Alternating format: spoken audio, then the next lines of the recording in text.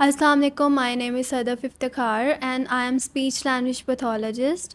Today our topic of discussion is difference between ASD and SLD कि speech language delay और autism spectrum disorder में क्या main difference होता है जिससे हम differentiate कर सकते हैं कि कोई एक बच्चा आया है तो एक वो speech language delay के साथ है या फिर autism spectrum disorder के साथ है।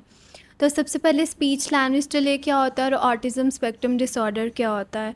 स्पीच लैंग्वेज डिले जो होता है उसमें स्पीच और लैंग्वेज स्किल्स को डेवलप करने में जो है वो डिले आ रहा होता है या फिर हमारा जो आर्टिकुलेटर्स होते हैं और मूवमेंट्स टांग चीथ इनको यूज़ करने में डिफ़िकल्टी आ रही होती है, तो स्पीच लैंग्वेज डिले है ये।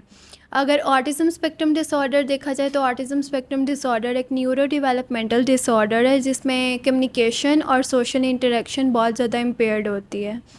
जो सेकंड पॉइंट होता है इसमें ये है कि ऑटिज़म स्पेक्ट्रम डिसऑर्डर जो है उसमें आई कांटेक्ट बहुत ज़्यादा इम्पेयर्ड होता है, लेकिन स्पीच लैंग्वेज डिले में आई कांटेक्ट जो है वो इम्पेयर्ड नहीं होता। बच्चे प्रॉपरली आपको आई कांटेक्ट दे रहे होते हैं, आपकी तरफ देख रहे होते हैं।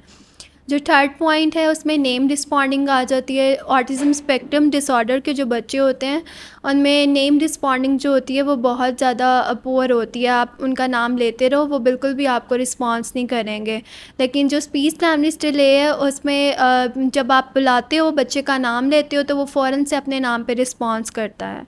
तो ये मेन चीज़ें हैं जिसे आप डिफ्रेंशिएट कर सकते हो। या फोर्थ पॉइंट ये भी है कि हम जैसे प्रिटेंड प्ले होता है तो autism spectrum delay spectrum disorder के बच्चे जो होते हैं उनमें प्रिटेंड प्ले बिल्कुल भी नहीं होता और वो टर्न टेकिंग ये चीज़ें बिल्कुल नहीं कर रहे होते हैं अपने पीयर्स के साथ। प्रिटेंड प्ले नहीं कर रहे होते हैं, स्टफ़ टॉयज़ पे एक्शंस परफॉर्म नहीं कर रहे होते हैं। लेकिन जो स्पीच लैंग्वेज डिले के बच्चे होते हैं उनमें प्रिटेंड प्ले अच्छा होता है, वो स्टफ़ टॉयज़ पे डिफरेंट एक्टिविटीज़ पे प्रिटेंड भी कर रहे होते हैं। तो ये मेन पॉइंट्स हैं जिनसे हम डिफरेंशिएट कर सकते हैं कि एक बच्चा जो हमारे पास आ रहा है हम उसको ऑटिज़म का डायग्नोसिस दे रहे हैं या स्पीच का डायग्नोसिस दे रहे हैं, तो हम ये 4 या 5 पॉइंट्स को कंसिडर कर सकते हैं कि अगर ये बच्चे में ये लैकिंग है तो ये स्पीच डिले है, अगर ये चीज़ लैकिंग है तो इसका मतलब है कि ये ऑटिज़म स्पेक्ट्रम डिसऑर्डर है।